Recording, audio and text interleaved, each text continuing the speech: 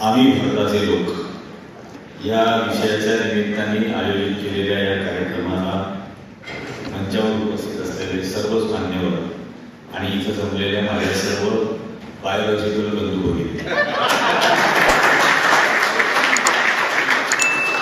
असं बायोलॉजिकल म्हणजे मानवी आणि नॉन बायोलॉजिकल म्हणजे अमानवी. आपण सगळे मानवी आहोत. आपल्याला आनंद होतो, दुःख होतं, यातना होतात, आपण कष्ट करतो. त्यामुळे आपण एकमेकाशी संवाद करायला इथं जमतो. आणि त्यातही आजचा विषय आता मला जो सांगितला की आम्ही भारताचे लोक, तर काय म्हणजे मगाशी असं अजमल भाईंनी बोलताना उल्लेख केला, पण लोकशाहीची सुरुवात 750 वर्षांपूर्वी मॅग्ना कार्टाच्या निमित्ताने इंग्लंडमध्ये झाली. त्यानंतर अमेरिकेमध्ये 250-300 वर्षापासून आहे.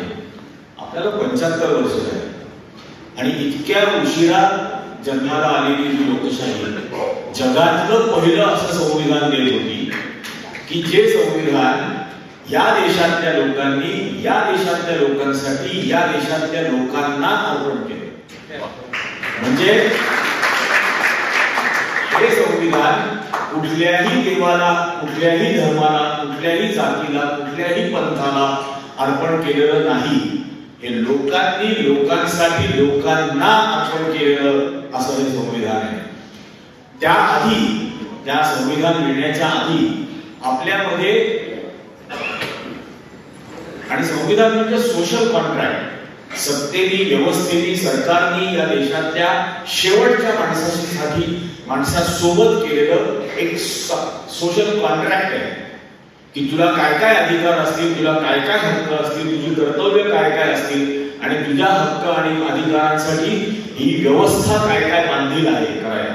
हे ते सोशल कॉन्ट्रॅक्ट आहे. आता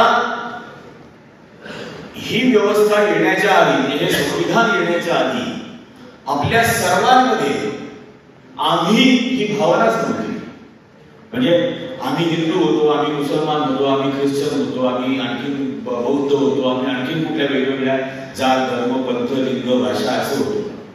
या सर्व बंधनांच्या पलीकडे जाऊन आपल्या सर्वांना एकत्र यांनी आणलं. एक हे शब्द आम्ही.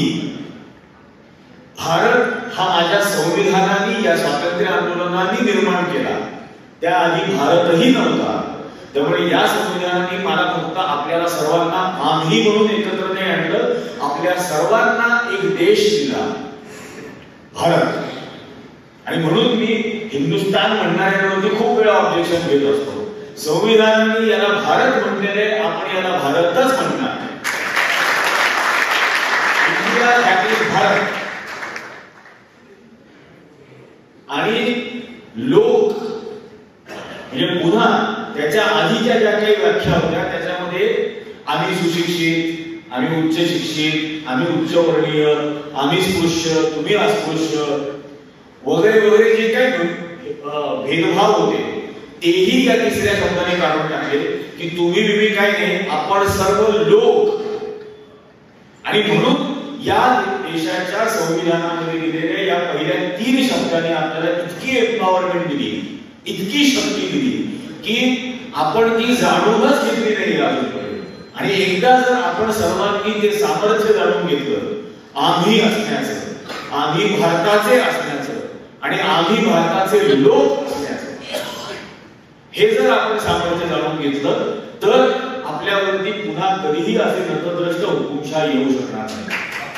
आणि म्हणून आज ते समजून घेणं अत्यंत गरजेचं आहे. आता आम्ही भारताचे लोक असं म्हटल्यानंतर स्वाभाविकपणे लोक याच्यामध्ये जे 2 भाग हल्ली पाडले जातात गेल्या काही वर्षांपासून, देशभक्त आणि देशद्रोही, हा फार आवडता आणि पॉप्युलर शब्द आहे. त्यामुळे मला असं वाटतं की एकदा याचा सुद्धा पोस्टमार्टम व्हायला असावं. तर पहिले तर म्हणजे तुम्हा सर्वांचेच मी अतिशय मनपूर्वक आभार मानतो. नाही, मला इथे बोलावलं म्हणून आभार मानत नाही. काय झालं, 1000 वर्षापूर्वी या देशामध्ये अल बैरुनी आला आणि अल बैरुनींनी सर्वात पहिल्यांदा इथं त्या सिंधू नदीच्या खोऱ्यामध्ये राहणाऱ्या लोकांना हिंदू म्हणतात. त्यामुळे माझा आयडेंटिटी क्रायसिस जो 1000 वर्षापूर्वीपर्यंत होता तो अल-बैरुनीने संपवला.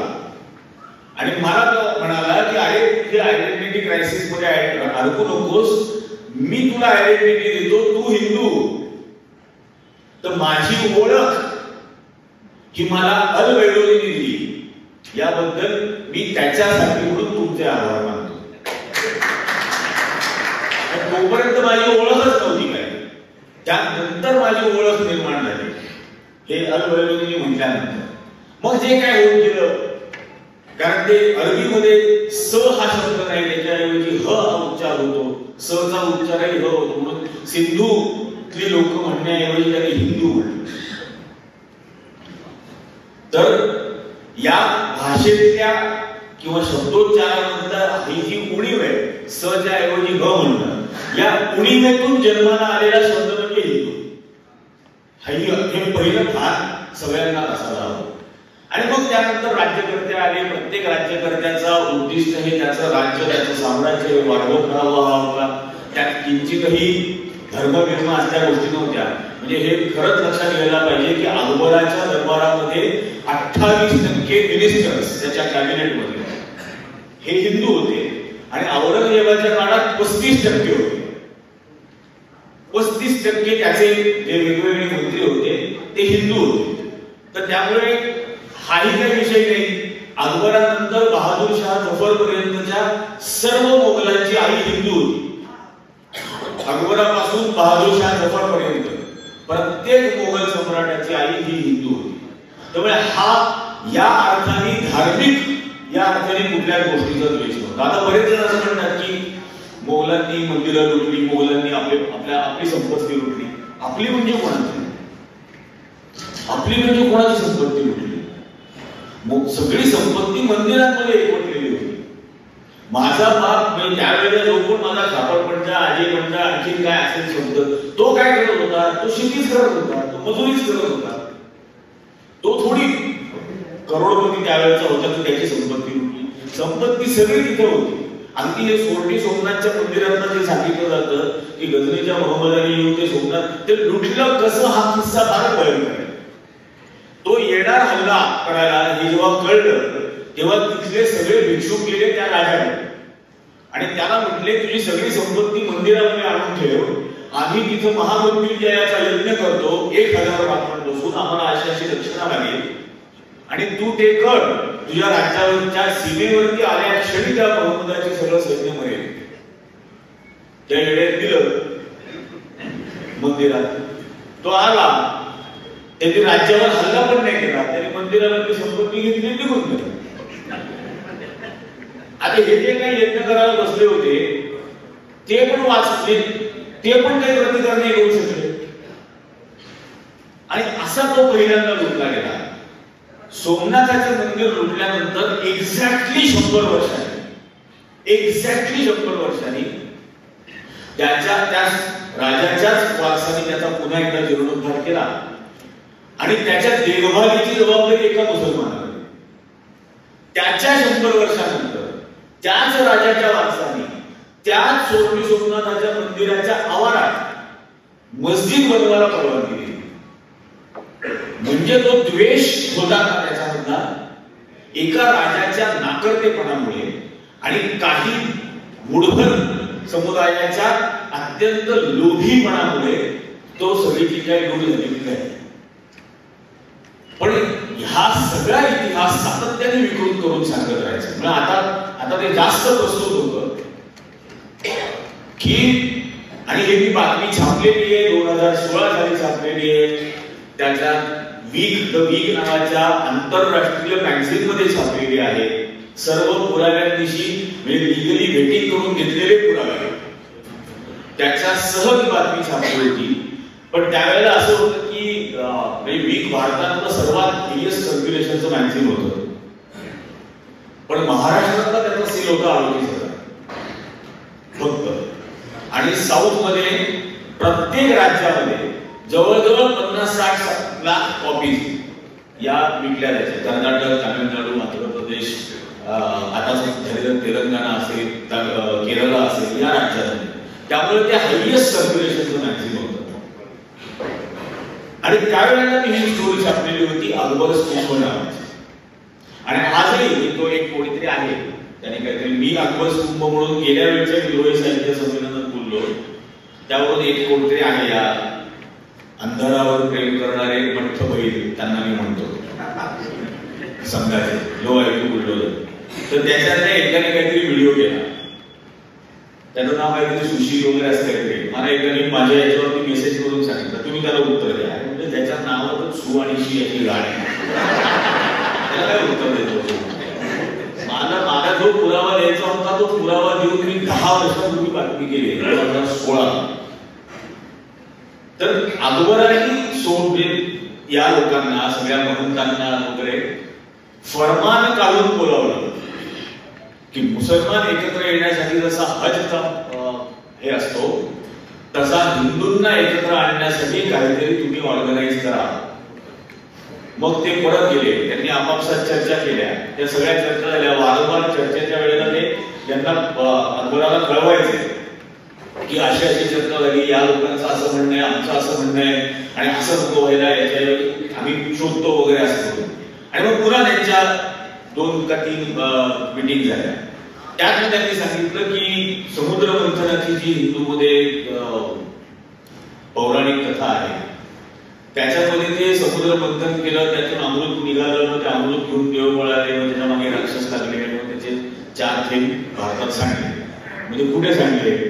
तर ते अलाहाबादला सांडले, उज्जैनला, त्यानंतर हरिद्वारला आणि नाशिकला. कारण सगळे हिंदू काही एका ठिकाणी एका वेळी येऊ शकणार नाही इतका मोठ्या देशामध्ये, दुर्गम देशला. म्हणून हे 4 ठिकाणी केलं तर जास्त योग्य. त्याने सांगितलं ठीक आहे 4 ठिकाणी करा. मग 4 ठिकाणी करा म्हटल्यानंतर आता त्याचा खर्च कसा भागवायचा? दर 3 वर्षांनी कुठेतरी करायचा, म्हणजे तो एका ठिकाणी 12 वर्षांनी येईल. मग त्याला अकबरांनी जमिनी दान दिल्या. या आखाड्यांना 2,500 हजार एकर जमीन दान केली. आपल्या म्हणजे ओरिजिनल त्र्यंबकेश्वरला व्हायचा, त्र्यंबकेश्वरला 2,500 एकर जमिनीची दानपत्र आजही म्युटेशन एंट्रीजला अकबराचीच आहे. सर्व ठिकाणी म्युटेशन एंट्रीजला दानपत्र काढून त्यावेळेला ती बातमी केली त्या फरमानासह. आणि मग पहिला उपक्रम आयोजित केला अलाहाबादला, ज्याच्या उद्घाटनाला अकबराला बोलावलं गेलं. आणि अकबरांनी पहिल्या कुंभमेळ्याचं उद्घाटन नदीमध्ये, गंगेमध्ये स्नान करून केलं. म्हणून पहिलं स्नान हे शाही स्नान, कारण बादशहाने स्नान केलं. आणि आज किंवा वारंवार आपण जे म्हणतो गंगा जमुनी तहजीब, ही गंगा जमुनी तहजीब, हा तो सन्मान, या द्वेष नाही. यानंतर त्याच ठिकाणी अलाहाबादला यांनी दारा शुको, औरंगजेबाचा धाकटा भाऊ, त्यांनी या सगळ्या पंडितांसाठी राहण्याची व्यवस्था करण्यासाठी नदीच्या किनारी कॉलनी बसवली. त्यांनी बांधलेली घरं, ज्याला आजही दारागंज म्हटलं जातं, त्याच घरामध्ये हे सगळे पंडित राहतात. आज सुद्धा दारा शुकोनी बांधून दिलेली घरं. आता हीच तर संस्कृती होती ना, हीच तहजीब होती ना. आणि मग यात सातत्याने द्वेष आणणं हा काय प्रकार होता?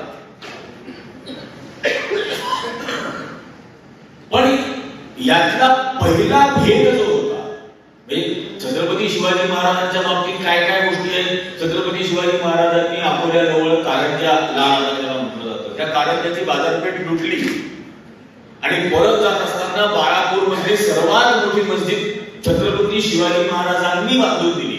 ती आजही तिथे उभी आहे, आजही तिथे उभी आहे. हे मोगलांनी लुटलं हे जे म्हणतात मंदिरात, म्हणजे आपल्याला लुटलं, आपल्याकडे काही नव्हतं. जे काय होतं ते मंदिरांमध्ये होतं. आणि त्या मंदिरांमध्ये जे काही होतं ते आपलं शोषण करूनच गोळा केलेलं होतं.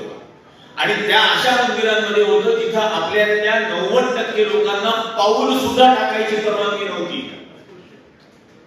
90% लोकांना. त्यामुळे आपलं काय लुटलं? आपलं काही नव्हतं, ह्यांचं लुटलं जे यांनी आपल्याकडून लुटलं होतं. आणि मग तसंच असेल तर शृंगेरीला कर्नाटकात शंकराचार्यांचा मठ पेशव्यांनी लुटला, तिथं असलेल्या सर्वांची हत्या केली, तिथली संपत्ती लुटली, त्या मठाची नासधूस केली आणि ती मठाची नासधूस केली, इतकी लुटमार केली, इतक्या हत्या केल्या, हे सगळं कळल्यानंतर त्याची पुनर्बांधणी करून दिली टिपू सुलतान.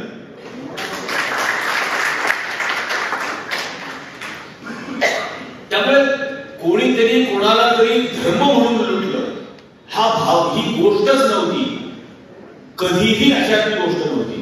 प्रत्येकाने ही या ठिकाणची संपत्ती ही उद्या त्या राजाच्या कामाला येईल, ती त्याच्या कामाला येऊ नये म्हणून मान लुटायची आणि याच साठी लुटल्या गेल्या. पण सातत्याने एक विकृत इतिहास सांगितला गेला आणि आज आपण जर इतकं मोकळं बोलतोय तर आपण थोड्याशा आपल्या चुकांबद्दलही बोलतो आणि माझ्यामध्ये त्यात काही भेद नाही. 1835-36 ला लॉर्ड मॅकॉलेनी मॉडर्न एज्युकेशनचं शैक्षणिक धोरण आणलं. हे मॉडर्न एज्युकेशनचं शैक्षणिक धोरण आणल्यानंतर 8000 मौलवींनी, उलेमांनी त्या मॉडर्न एज्युकेशन सिस्टीमचा नकार दिला आणि त्यांना सांगितलं की आम्हाला ही शिकण्याची गरज वाटत नाही, आमच्या धर्मग्रंथात सगळं काही नाही आणि ते नाकारलं. 1858 ला 1857 ला मुंबई युनिव्हर्सिटीची स्थापना झाली, कलकत्ता युनिव्हर्सिटीची स्थापना झाली. त्यावेळेला 400 हिंदू विद्यार्थी त्या विद्यापीठात गेले, कलकत्त्याच्या युनिव्हर्सिटीच्या पहिली भारताची विद्यापीठ, आणि 2 मुस्लिम. 2.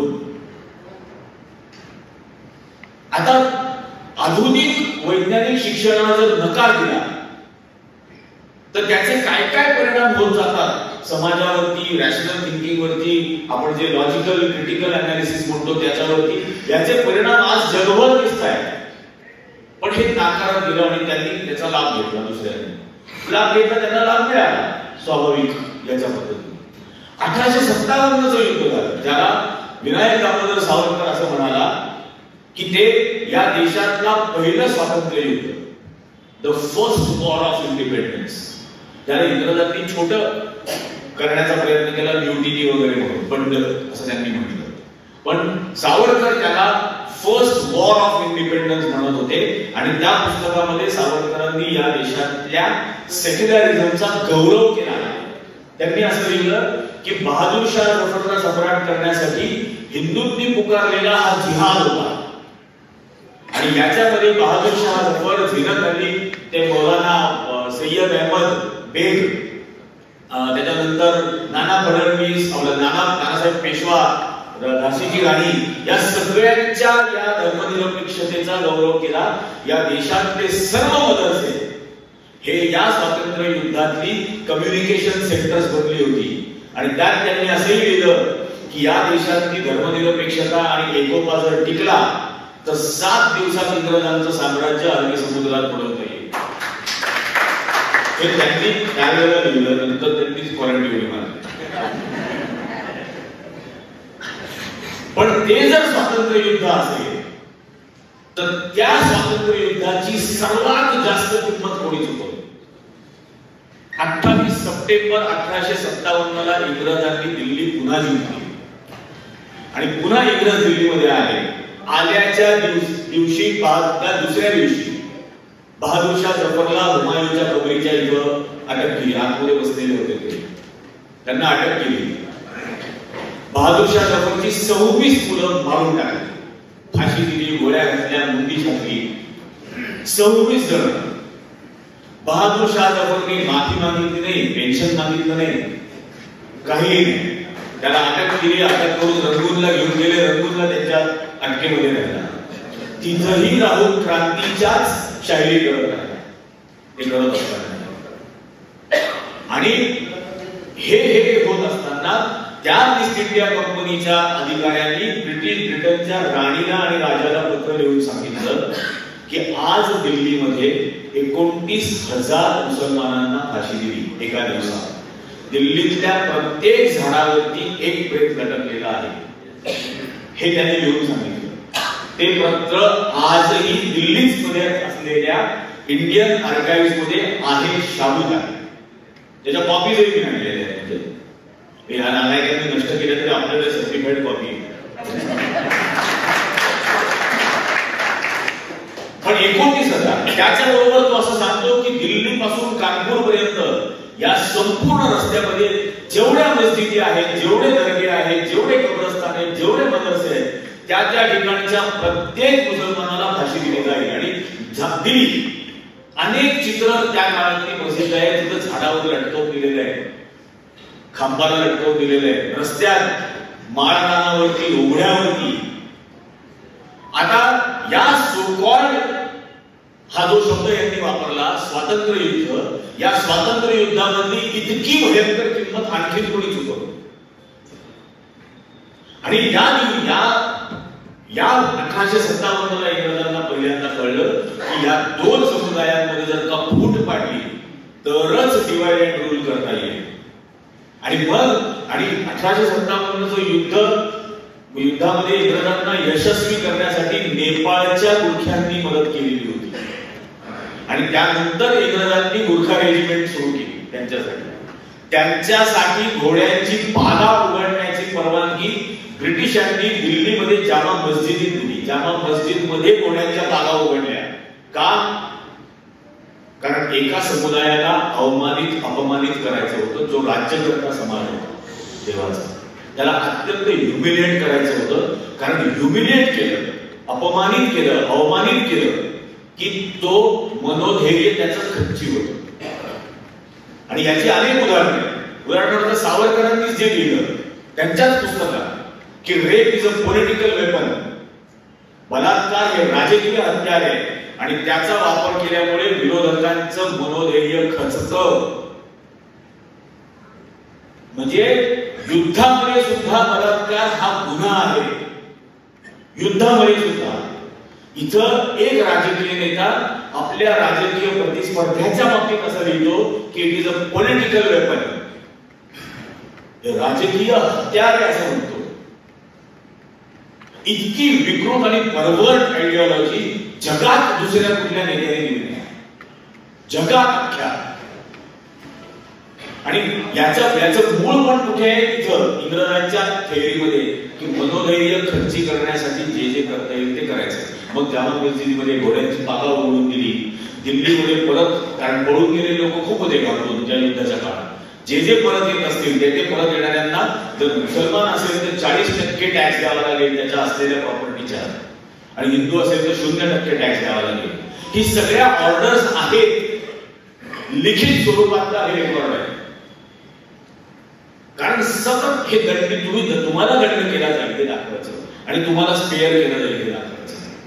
यातून ती दरी वाढवायची. आणि जे इंग्रजांनी केलं, जे या देशामध्ये फूट पाडण्यासाठी इंग्रजांनी केलं ते सर्व राष्ट्रीय स्वयंसेवक संघ गेली 99 वर्ष करतो.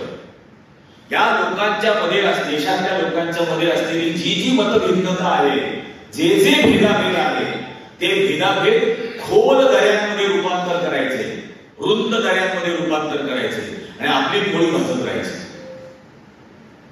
हे अक्षरशः तो पॅटर्न तसाच्या तसा आहे प्रत्येक गोष्टीतला. आणि म्हणून हे खूप ओळखणं गरजेचं आहे की हे काय झालं.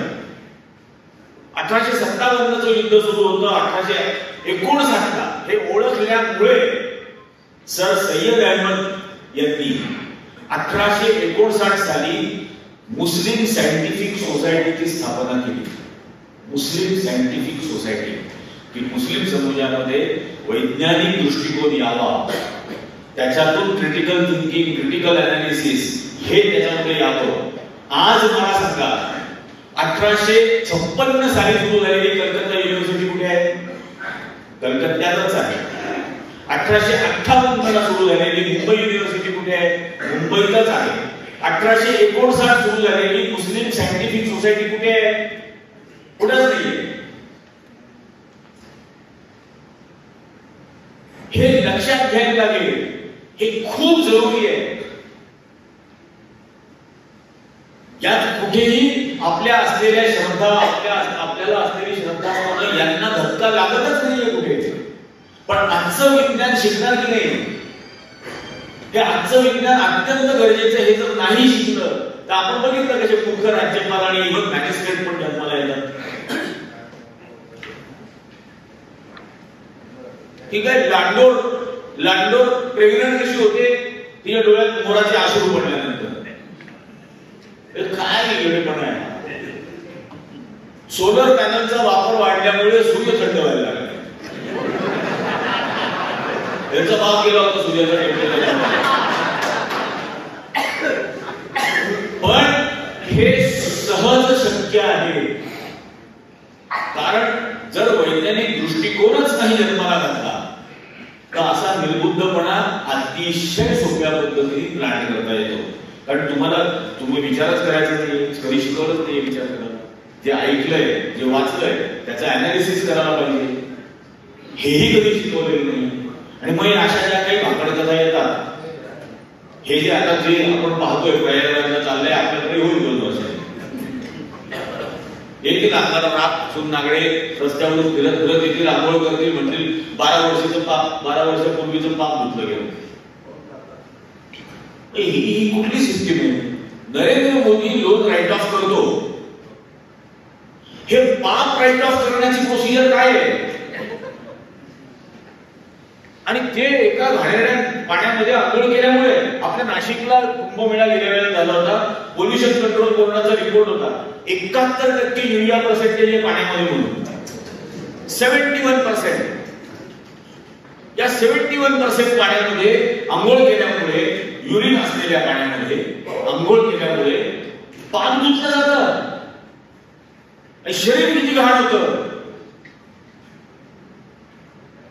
पण या वेड्या कॉन्सेप्ट मध्ये लोक अडकतात. पाप करूच नका ना नालायकांनो.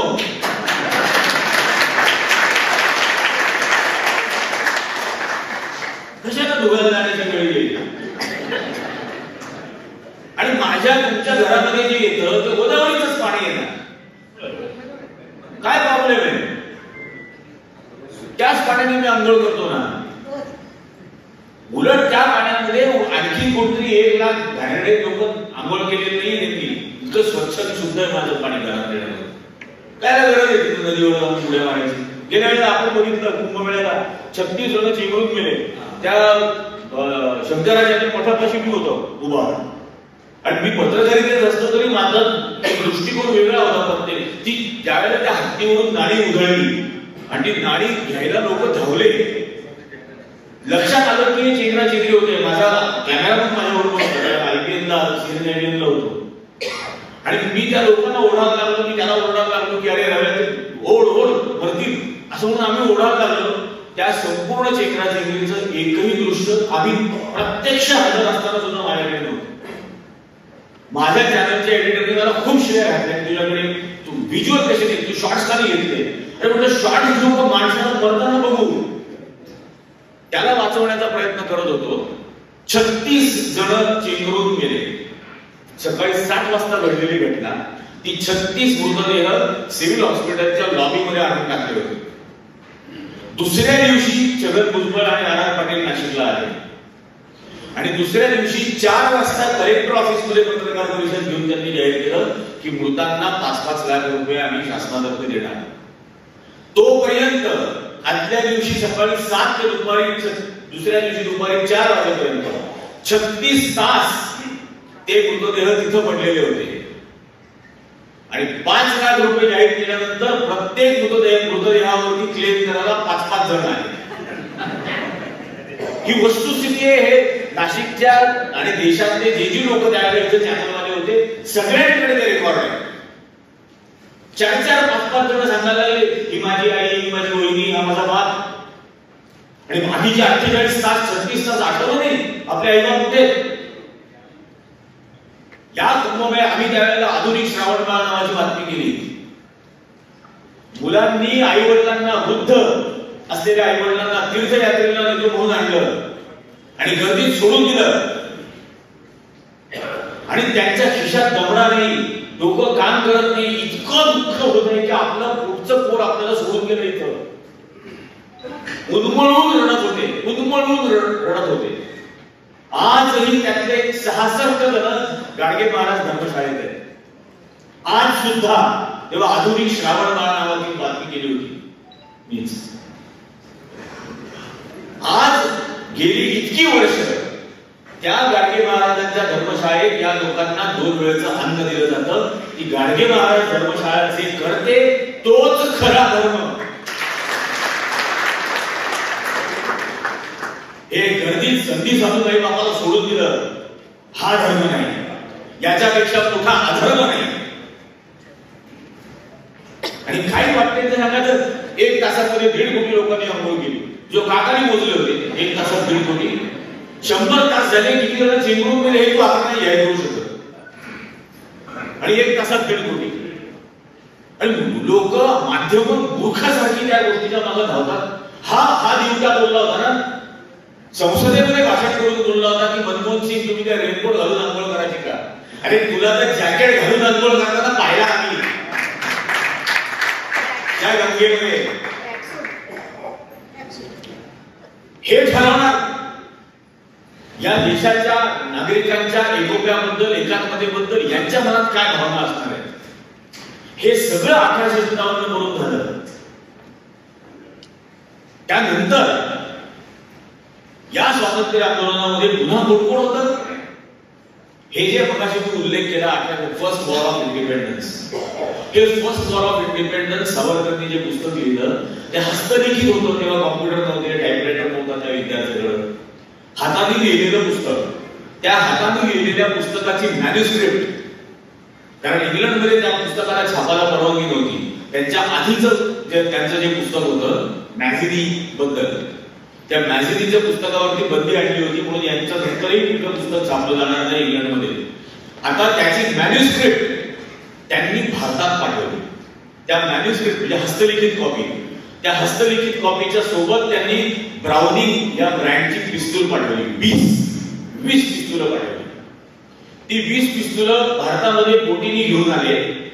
त्यांच्या भावाला इथल्या तो नाशिकमध्ये राहायचा गणेश बाबाराव सावंत, ज्याला बाबाराव म्हणायचे, त्या बाबारावनी मुंबईला जाऊन त्यांच्या त्या मित्राकडून ती हस्तलिखिताची कॉपी आणि ती 20 ब्राउनिंग पिस्तूल ताब्यात घेतली. ते 1857चं पुस्तक सोमवार पेठेत छापलं. चंद्रात्रे म्हणून होते, त्यांची प्रिंटिंग शिळा प्रेस होती, तिथं छापलं.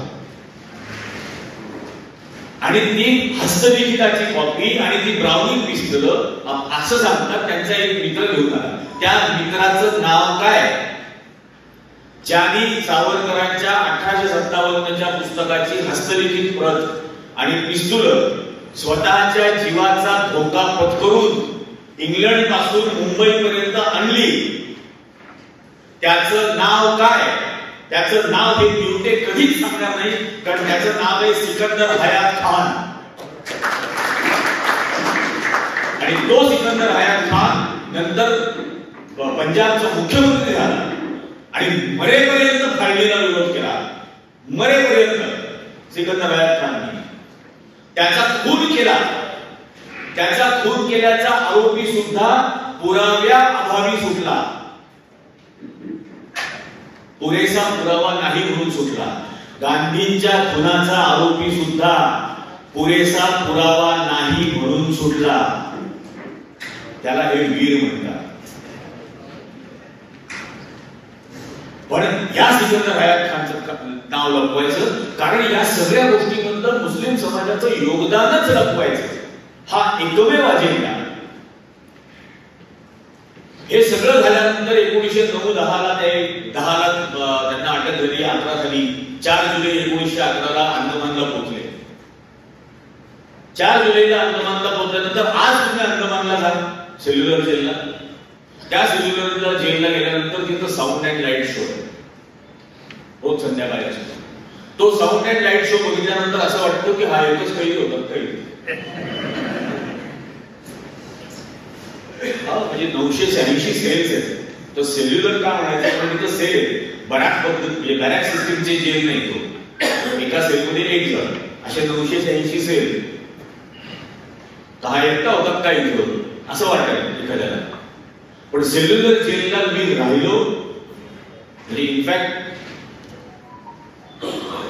20 डिसेंबर 2015 ते 31 डिसेंबर 31 डिसेंबर 2015 ची रात्रभर मी सेल्युलर जेलच्या आर्काइव्ह वाचत होतो.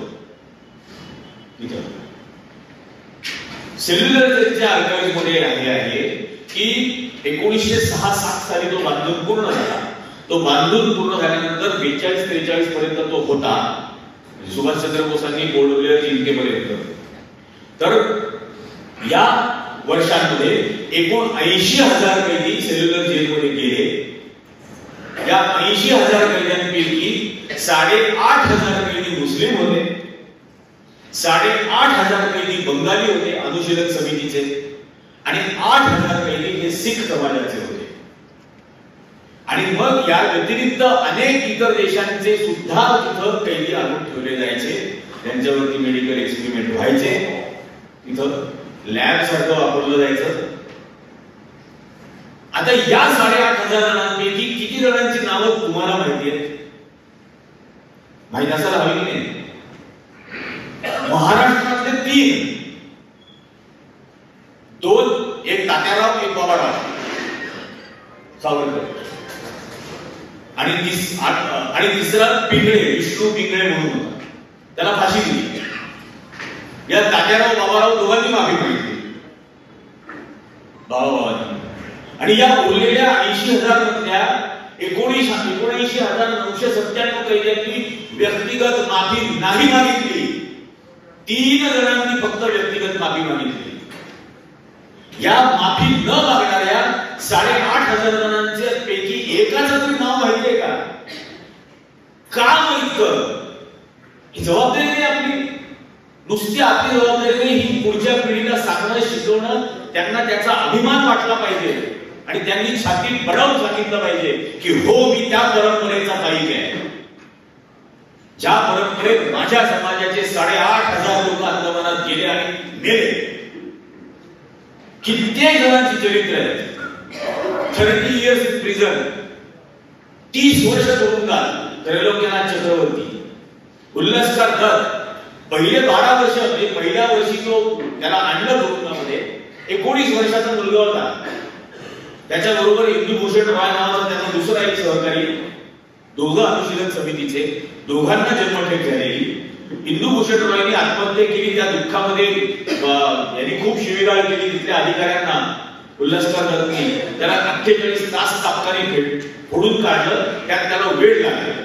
त्याला अंदमानमध्येच असलेल्या हॅडो पॉइंटवरच्या मेंटल असायलम मध्ये ठेवलं उरलेली 12 वर्ष. त्याची शिक्षा पूर्ण झाल्यानंतर तो कलकत्त्याला आला. वडिलांनी त्याच्यावरती उपचार केले. पुढच्या वर्षी त्यांनी पुन्हा स्वातंत्र्य आंदोलनात भाग घेतला. त्याला पुन्हा काळ्या पाण्याची शिक्षा झाली. तो पुन्हा काळ्या पाण्याला अंदमानात गेला. 3 वेळेला काळ्या पाण्याची शिक्षा भोगलेला एकमेव उल्हासकार दत्त आहे. तो उल्हासकार दत्तचं नाव कोणी वीर म्हणून घेतं?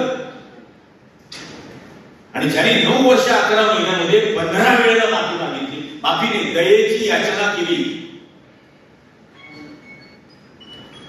तो वीर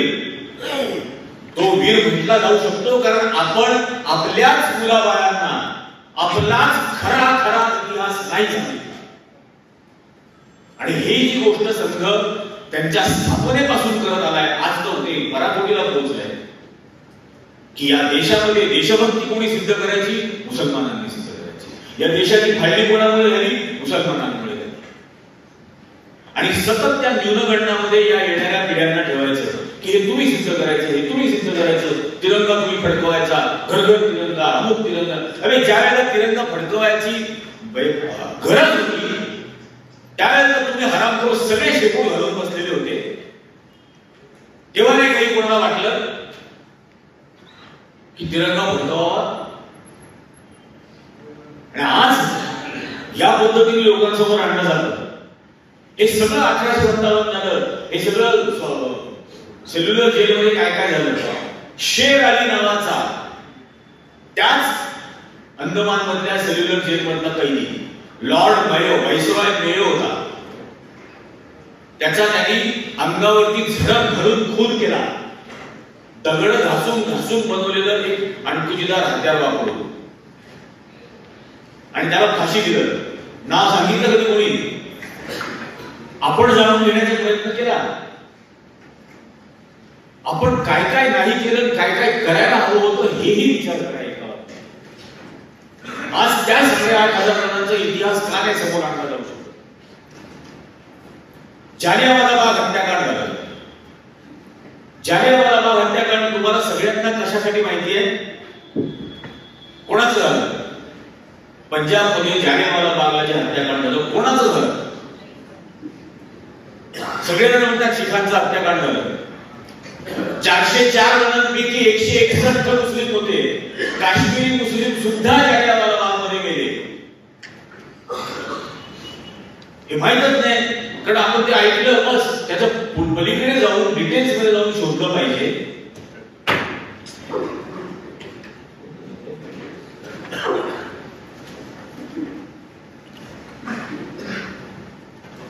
गांधीजींनी असहकार चळवळ पुकारली. चौरी जीवनाला आंदोलन झालं आणि अहिंसक होण्याच्या ऐवजी ऐनवेळी हिंसक झालं. आंदोलनकर्त्यांनी पोलीस स्टेशन जाळलं म्हणून पोलिसांनी 9 जणांना फाशी दिली. इतिहासाच्या पुस्तकात शाळेमध्ये एवढंच 3 ओळीमध्ये इतिहास सांगितला.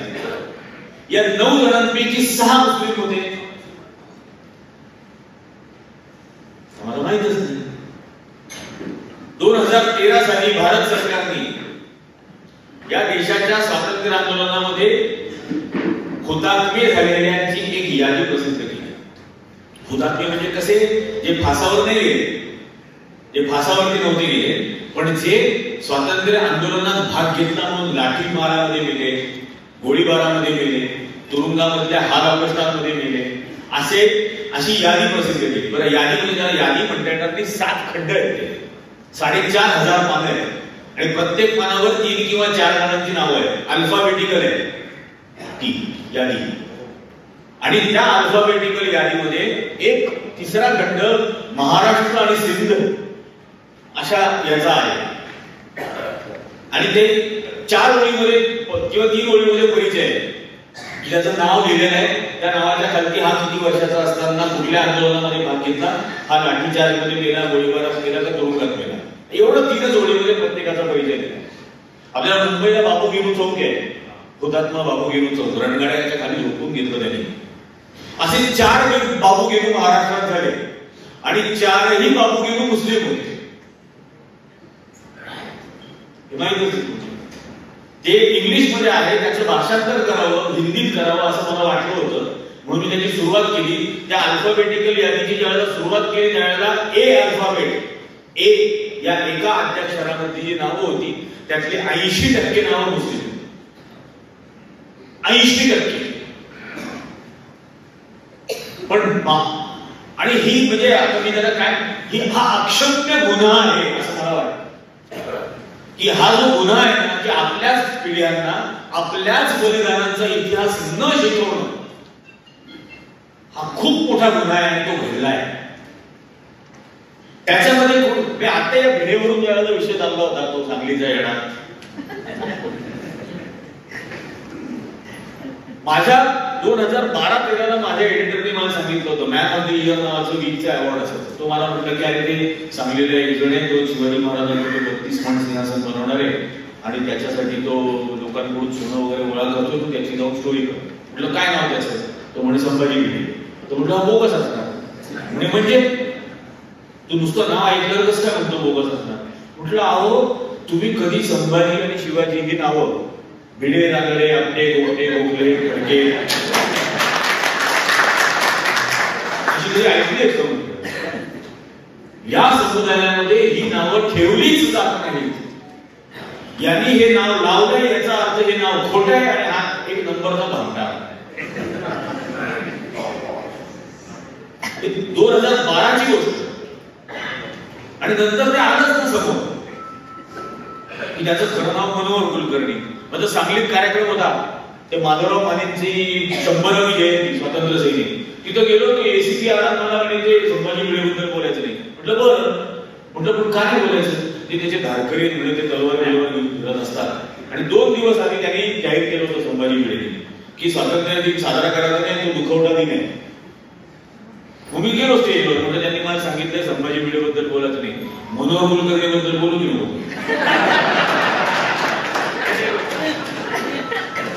मला मनोहर कुलकर्णी बद्दल बोलायचं. 15 स्वातंत्र्य दिन जर नसेल ते यांची जी 100 आपण साजरी करतो ते स्वातंत्र्य सैनिक खरंच आहेत की नाही, त्यांना म्हणायचं की स्वातंत्र्य सैनिक, ते क्रांतिसिंह नाना पाटील त्यांचा हा जिल्हा आहे म्हणायचं की नाही.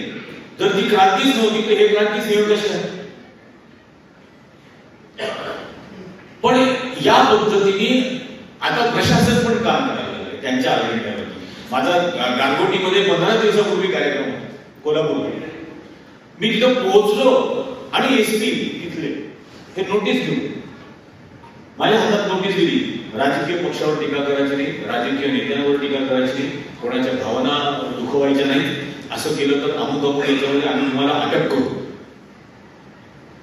म्हणलं हे काय तुम्ही नाही ही नोटीस तुमच्या आणि नावानिशी दिली. तर म्हटलं तुला जर 20-25 जण आला तिथं एवढे तर हॉलमध्ये बसा, रेकॉर्डिंग करा, बघा मी काय बोलतो, मी काय बेकायदेशीर बोलतो का, आणि करा अटक. आणि मग आत्महत्या गेल्यानंतर तू म्हटलं की लोकशाही सद्यस्थिती असा विषय. म्हटलं लोकशाही ही की कालपर्यंत तुम्ही एकमेव ओळखत पण नव्हतो तरी तुम्ही मला बोलावलं आणि तुम्ही भारतीय लोकशाही या विषयासाठी बोलण्यासाठी मला बोलावलं. त्यामुळे मी जे काही बोलेन ते ऐकायला तुम्ही तयार आहात आणि तुम्हाला माझं नसेल पटलं तर तुमचं न पटणारं मत मांडण्याचा तुम्हाला अधिकार आहे हे मी मान्य करतो. ही लोकशाही आणि सद्यस्थिती ही नोटीस म्हणतो. तुमच्या माझ्या करामधून पगार घेऊन स्वतःचं पोट भरणारे हे खाचीवर्दीतले अधिकारी असं समजतात की माझा अभिव्यक्ती स्वातंत्र्य यांनी मला दिले. पंडित नाव होतं यांनी मला दिले.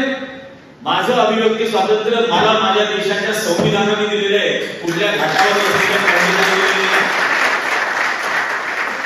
राजकीय नेत्यांवर टीका नको करू म्हणजे काय म्हटलं. तो राजकीय नेता तुम्हाला त्याच्या बायकोच्या ऑर्केस्ट्राची तिकीट विकायला लावतो, त्याच्याबद्दल तुम्ही नाही बोलू शकत, त्याच्याबद्दल तुम्ही नाही बोलू शकत, मी नको बोलू. 100% बोलणार. आणि माझ्या नावानिशी नोटीस देता याचा अर्थ मला कळतो की I am a mark man. त्याला सांगा I have mark him 10 years. त्या माणसाला सांगा. ते दिवट्या म्हटलं आता बोलतं 75 साली आणीबाणी आली त्या दिवशी इंदिरा गांधी माझ्या दुश्मन नंबर 1 झाल्या. म्हटलं वा 4 वर्षाचं कार्ट होतं तेव्हा ते. त्या 4 वर्षाच्या कार्टाच्या मनामध्ये इंदिरा गांधी दुश्मन नंबर 1 वाटावी इतका द्वेष काय घुटीमधून चालवला गेला का म्हणलं. जन्म झाल्यापासून एवढा द्वेष असाचं कारण काय. अर्ध्या तिकडे घालून अमिताभ बच्चन बरोबर इंदिरा गांधी नाचलेली म्हणून कशासाठी म्हटलं. ज्या बाईच्या काळामध्ये या देशाचं क्षेत्रफळ वाढलं, सिक्कीम भारतामध्ये सामील झाला, पांडेचेरी भारतात सामील झाला, पाकिस्तानची सर्जिकल स्ट्राईक नाही सर्जरी केली, 2 तुकडे करून टाकले. त्या इंदिरा गांधीला दुश्मन वाटले आणि तुझा पंतप्रधान म्हटलं दिवट्या संसदेत लिहून देतो ना 33,000 चौरस किलोमीटर जागा लद्दाखची चीनच्या ताब्यात म्हणून. म्हटलं यांच्याबद्दल मी बोलणार नाही असं तुमचं भ्रम आहे. म्हटलं तुम्ही निरंजनचं पाणीच नाही ओळखलं म्हटलं. मला सांगता म्हटलं हे मला सांगतात यांच्या विरोधात बोललात तुम्ही तर अटक करू. म्हटलं अहो लक्षात घ्या पंडित, हा देश तुरुंगात जाऊन जाऊन जाऊन स्वतंत्र झालाय. तुरुंगात टाकण्याची भीती आम्हाला दाखव. ज्यांना तुरुंगात जाण्याची भीती होती ना ते या नोटीस पाठवतात. आम्हाला द्यायची भीती बघून घेऊ म्हटलंय. असं जर होणार असेल कोणतरी म्हणतात देवटा उभा राहतो सांगतो मंदिराची प्राण प्रतिष्ठा झाली तो पहिला स्वातंत्र्य दिन म्हटलं म्हणजे इंग्रजांनी बांधून दिलं असं तरी चाललं असतं. ते तो याला वाटतो स्वातंत्र्य दिन. पण शासन प्रशासन आणि आत्ताची व्यवस्था या प्रकारचं दमन करण्याची सर्व तयारी करून आहे आणि करेल. जसं मगाशी अहमद सर पण म्हटले, देशले साहेब पण म्हटले, संविधान आणि बलिदान या 2च गोष्टी आपल्या देशाला आपल्या देशाच्या या पुढच्या पिढ्यांना वाचवू शकतात. 2 आणि कुठल्याही प्रकारचा न्यूनगंड मनात बाळगायचं कारण नाही. कुठल्याही प्रकारचा. या स्वातंत्र्य आंदोलनामध्ये इतकं प्रचंड योगदान दिलेलं आहे. हे स्वातंत्र्य मिळाल्यानंतर या देशाचे 3 राष्ट्रपती मुस्लिम समाजाचे आहेत. 3. फखरुद्दीन अली अहमद, झाकीर हुसेन आणि अब्दुल कलाम. शिक्षण मंत्री मौलाना आझाद 12 वर्ष शिक्षण मंत्री होते, या देशाचे पहिले शिक्षण मंत्री. जसं पंडित नेहरूंचं कौतुक करतो आपण, IIT सुरू केल्या, IIM सुरू केली, IIM सुरू केल्या, हे सुरू करणारे शिक्षण मंत्री मौलाना आझाद होते. 12 वर्ष शिक्षण मंत्री होते. त्याच्यानंतर हुमायूं कबीर हे दुसरे शिक्षण मंत्री 4 वर्ष होते. फखरुद्दीन अली अहमद हे त्यानंतर 6 वर्ष शिक्षण मंत्री होते. आणि नुरुल हसन हे शेवटचे शिक्षण मंत्री 6 वर्ष होते. 72 ते 78. ही 26 वर्ष या देशाचा शिक्षण मंत्री मुस्लिम समाजाचा होता. 75 वर्ष झाली ना स्वातंत्र्याला, त्यातले 1/3 30% या देशाचा शिक्षण मंत्री मुस्लिम समाजाचा होता. या देशाचा लष्कर प्रमुख मुस्लिम समाजाचा होता.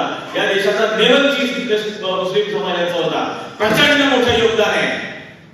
छाती ठोकपणे सांगायला पाहिजे या लोकांना जेव्हा हे बोलतील तेव्हा. त्यामुळे कोणत्याही प्रकारचं न्यूनगंड मनात नको. आज जे ठिकाण मागवलेलं सगळं मगाशी गोरक्षेबद्दल मी राहिलोय ना गुजरातमध्ये. मी रफीक कुरेशी या नावाने 6 महिने गुजरातला राहिलोय. मी राजस्थानमधून गाय म्हशी आणायचो, गुजरातमध्ये विकायचो. आणि हे खंडणी गोळा करण्यासाठी मला 9 वेळा यांनी ट्रकमधून म्हणून मारलं होतं, डोकं फुडलं, खूप काय काय केलं होतं. एवढ्या खंडण्या हे गोळा करतात. 1.5 कोटी रुपये रोज हे खंडणी गोळा करतात.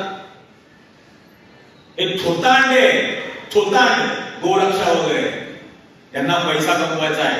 यांचा तो माणूस तिथला मला व्हिडिओ कॅमेरा बोललेला आहे कि डर हमारी इन्वेस्टमेंट है. आता डर जर तुमची इन्व्हेस्टमेंट आहे तर तुझ्या धंद्यात मी इन्व्हेस्टमेंट करणार नाही.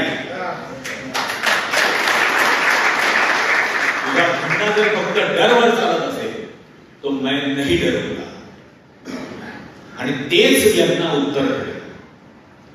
अशा प्रकारच्या प्रत्येक ठोकाणाला विरोध करता आला पाहिजे. वाटेल ती किंमत चुकवायला तयार राहून केलं पाहिजे. हे जे काही आता राम मंदिराच्या नावाने केलं, काय काय करत काय समजा एखाद्या मोगल सरदारांनी मोगल रायांनी काही ना काहीतरी घडलं असेल समजा, म्हणून 500 वर्षानंतर तुम्ही वैर ठेवणार या गोष्टीचं काय संबंध आजच्या लोकांचा. मग रावणात सीतेचं अपहरण करणारा रावण हा ब्राह्मण होता. मग या देशातले सगळे ब्राह्मण नष्ट करून टाकायचे का? तुमच्या देवाची बायको पळवून दिली नाही बाबांनो. आणि राग कोणावर काढताय? मुसलमानांवर. तेव्हा तर नव्हतेच मुसलमान भारतात. मग या पद्धतीने सोडाचं राजकारण चालणार आहे का? आणि हे आपल्याला शिकवण्यात होतात सगळं. या किती प्रकार येते. तुलसीदास हा संत आहे ना, तुलसी रामायण लिहिलं. कधी लिहिलं? 1526 ते 1530. कुठे लिहिलं? शरयू नदीच्या काठावर अयोध्येमध्ये लिहिलं. आणि तेव्हा जर का बाबरने मंदिर पाडलं होतं तर तुलसीदासांनी का नाही लिहिलं त्याच्या तुलसी रामायणात की असं असं बाबरने केलं म्हणून? माझ्याकडे एबीपी वाले आले होते ज्या दिवशी निकाल लागला बाबरी मशिदीचा. मला फोन केला, मला म्हणाले तुमची प्रतिक्रिया पाहिजे. म्हणजे माझी का बरं? कोर्टाच्या विरोधात दुसरं कोण नाही म्हणणार. म्हणजे ये होती. आणि मला माहिती होतं की माझ्या बिल्डिंग मध्ये खूप राहतात भक्त. तर म्हटलं घरात येऊन गुपचूप बाईट घेऊन निघून नाही जायचं. खाली पार्किंग मध्ये कॅमेरा लावा. आणि मग मी खाली येतो. तो आला नाही, खाली कॅमेरा लावला की छत्री बित्री बघून आले विचारायला की तो कोणाकडे आलाय चॅनलवाला. त्यांनी सांगितलं निरंजन कन्यांकडे आलो. कशासाठी आलाय? ते बाबरी मशिदीच्या बद्दल प्रतिक्रिया घ्यायला. त्यांना इतके कोणात लाडू बोलत होते निकाल लागल्यामुळे त्यांनी आणखीन 7 जणांना बोलावून घेतले. म्हणजे 10-15 जण खाली उभे होते. मला खाली बोलवलं. मला आणि तुमची काय प्रतिक्रिया आहे याच्यावर? म्हटलं प्रभू रामचंद्र भाग्यवान होते, सुप्रीम कोर्टात नाही गेले. म्हणजे म्हटलं सुप्रीम कोर्टाने ऑर्डरच्या पहिल्या पानावर असं म्हटलंय की बाबरी मस्जिद पाडणं हे बेकायदेशीर आणि गुन्हेगारी कृत्य आहे. आणि शेवटच्या पानावर असं म्हटले की या जागेचा ताबा त्यांना देण्यात यावा, कारण त्यांच्या कब्जामध्ये ही जागा 30 वर्षापासून.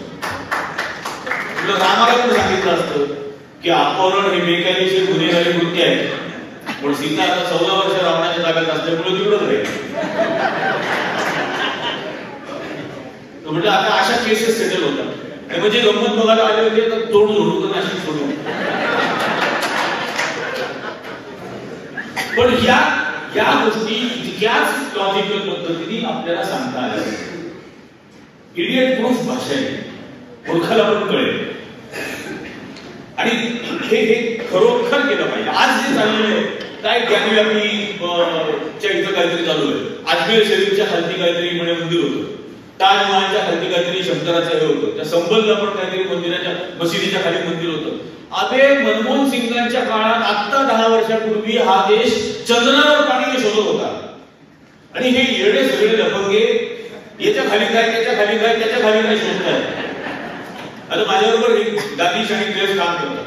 आणि तो मुद्दाम हे पण केलं, चीफ जस्टिसच्या नावाने पत्र भारताच्या की मी महाभारत वाचलेलं आहे आणि मी वाचलेल्या महाभारतामध्ये दिल्लीचं नाव हस्तिनापूर होतं, बरोबर ना?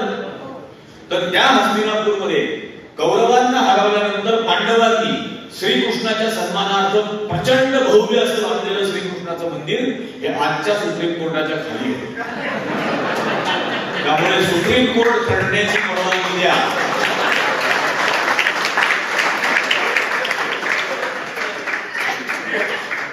हा मूर्खपणा आपण कुठेतरी थांबवणार आहोत की नाही?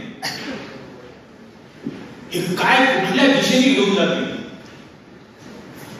आणि हे थांबवायचं असेल तर सर्वात पहिले आपल्याला आपल्याच लोकांना शांत खूप प्रॅक्टिकल करायला लागेल. प्रशिक्षित मी आपला बऱ्याच वेळेला विषय झाला, प्रशिक्षकांचं प्रशिक्षण ठेवा. 50 प्रशिक्षक तयार करा पहिले, आणि मग त्या 50 प्रशिक्षकांनी खाली जाऊन तालुका स्तरावरती प्रशिक्षण घ्यायची. 3 महिन्यात 6 महिन्यात 50,000 जण आपण प्रशिक्षित तयार करू शकतो. जे समोर उभे राहून उत्तर देतील, यांच्या प्रत्येक खोट्याच्या पापगंडाचं उत्तर समोर उभं राहून देतील. आणि मग या म्हणा नाशिकला कुंभमेळ्याला 66,000 शाळा बंद केल्या महाराष्ट्रातल्या. 66,000 शाळा. काय पैसे नाही म्हणून. किती पैसे लागणार होते? 2,000 कोटी. आणि तर गांजा भोगाला किती 1,000 कोटी खर्च करणार? शिक्षण महत्वाचं नाही. सगळ्या प्रत्येक गोष्टीमध्ये हा मूर्खपणा या शासनाचा. लिपस्टिक वरती 5% जीएसटी, सॅनिटरी पॅडवर 28% जीएसटी. विंडो लाईटीचे सरकार चालवायचं. हिरव्या मिरचीवर 0%, लाल मिरचीवर 12%. येण्यात तो हिरवीचीच लाल होते ना. केवढा मूर्खपणा आहे हा. आणि हे माझ्या देशावरचं राज्य करते, हे राज्य करते आपण सहन करणार. ज्या छत्रपती शिवाजी महाराजांची आता 19 तारखेला जयंती आहे, शिवजन्मोत्सव वगैरे होर्डिंग लावले, त्याला मी काल मेसेज केला होता की हा काय पिंडोकपणा आहे.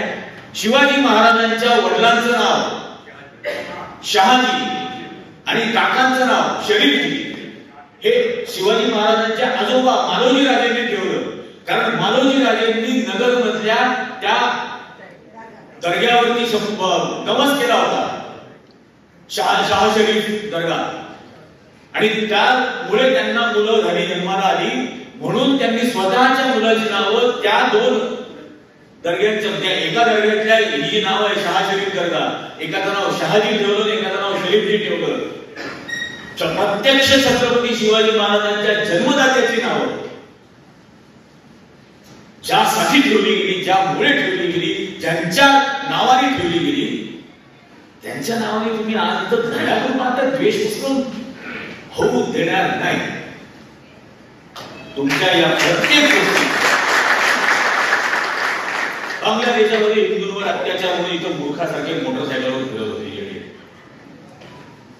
मी त्या दिवशी नव्हतो इथं नाशिक, तर मी तिथे उभा राहिलो असतो, 100% उभा राहिलो असतो. मला यवतमाळमध्ये एकाने विचारलं परवा गांधी पुण्यतिथीच्या कार्यक्रमाला तुमचा खून होईल म्हणे, तुम्ही तुमचा खून व्हावा यासाठी धावताय का? म्हटलं मी खुन्याच्या मागे धावेन.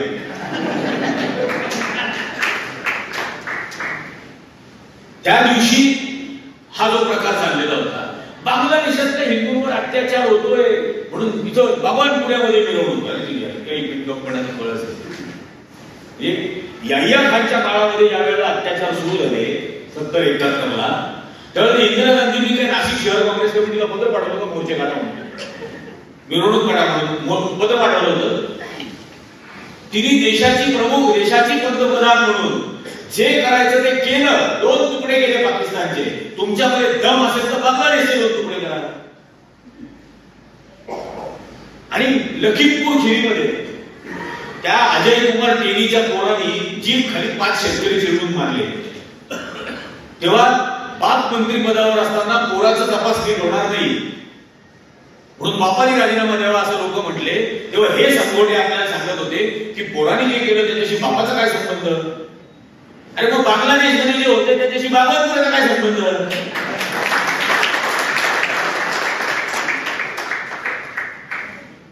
काय इथं घाट करायला निघाला तुम्ही?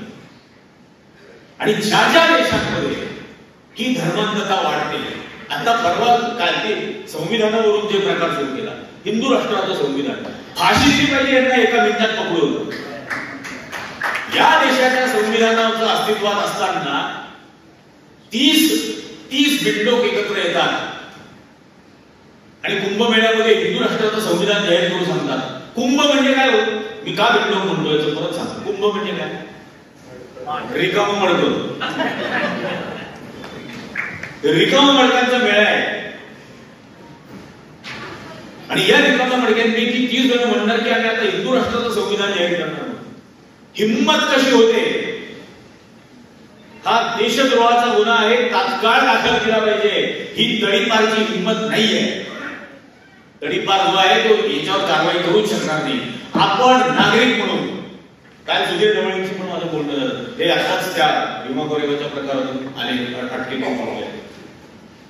म्हटलं मी खटला दाखल करायला तयार आहे. माझी ऐपत नाही, मी वकिलाचा खर्च नाही करू शकत, पण मी देशद्रोहाचा गुन्हा दाखल करून खटला दाखल करायला तयार आहे.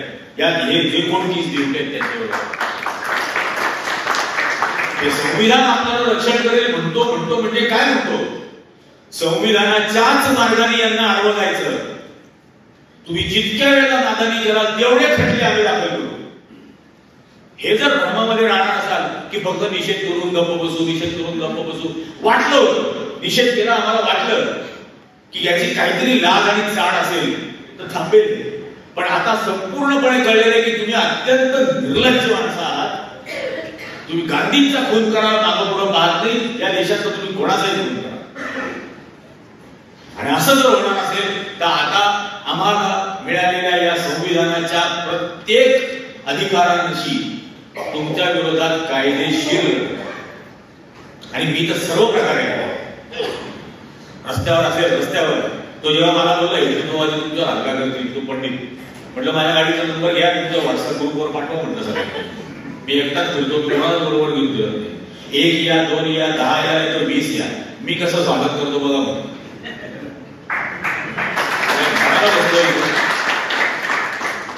पण माझा देश शेवटी काय असतं? शेवटी हा माझा देश, या माझ्या देशातली धर्मनिरपेक्षता, या देशामधली ही विचारसरणी, ही गंगा जमनी तहजीब, ही एकात्मतेची भावना. माझ्या घरातला लहान असताना डॉक्टर शेखचा मुलगा नदीम शेख हा माझा जीवलग मित्र होता. माझ्या घरामध्ये गणपतीची मूर्ती नदीम घेऊन यायचा. हा भारत पाहिला, हे नाशिक पाहिलंय. इथं अनेक जण त्यांना जे सांगू शकतील. गोल क्लबला ईदच्या दिवशी मुलं शाळेतली बाहेर उभी राहायची, हातात फुलं घेऊन. आतून जेवढे बाहेर येतील त्यांच्या हातात गुलाबाचं फुल दिलं जायचं. गुरु गोविंद सिंग जयंती असायची, आम्ही यशवंत मॅम शाळेची लेझिमची मिरवणूक काढतो अख्ख्या गावात. हे माझं नाशिक होतं, तेच माझं नाशिक मला पडत हवं.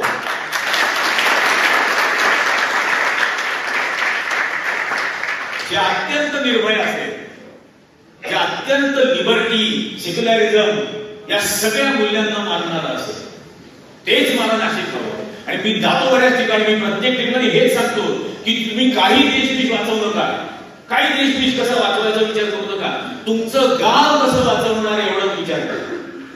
आपण आपापली गावं वाचवू, आपण आपापली शहरं वाचवू, आपोआप देश वाचेल. हे मोदी, शहा, काय फडणवीस हे लक्षण आहेत, आजार नाही. आजार रेशीम बागेत आहे नागपूरला, आणि आपण आजारावर उपचार करायचा आहे, लक्षणांवर नाही.